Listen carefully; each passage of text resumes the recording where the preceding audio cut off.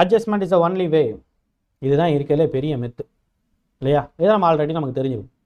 இவங்களை அட்ஜஸ்ட் பண்ணி போகிறதுனால எந்த விதமான பிரயோஜனங்களும் யாருக்கும் ஏற்பட போகிறதில்ல. உங்களுக்கு ஏற்பட போகிறதில்ல, உங்கள் குடும்ப கௌரவம்லாம் காப்பாற்ற போகிறது கிடையாது. அதை நீங்கள் முக்கியமாக புரிஞ்சுக்கணும். இவங்களால நாளைக்கு குடும்பம் நாளைக்கு நடுரோட்டில் தான் நிற்க போகுது. அவங்களே சொல்லியிருப்பாங்கல்ல.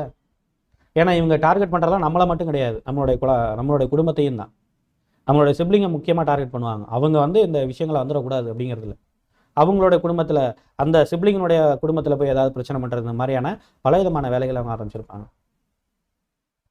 ஸோ நம்ம அட்ஜஸ்ட் பண்ணி போகிறதுனால எந்த விதமான விஷயங்களும் மாறப்போகிறது இல்லை அப்படிங்கிறத இங்கே நம்ம தெரிஞ்சுக்க வேண்டியிருக்கு. Okay okay what to do? What to do? இதுதான் நம்மளுடைய இன்னர் சைல்டுன்னு வச்சுக்கலாம். ரொம்ப அழகான ஒரு பெண்ணுன்னு வச்சுக்க வேண்டியது. ஓகே, அதுக்கப்புறம் அதை ஒருத்தர் கிரியேட் பண்ணிட்டு, அதுதான் நம்மளுடைய கான்சியஸ் மைண்ட் வச்சுக்க வேண்டியது.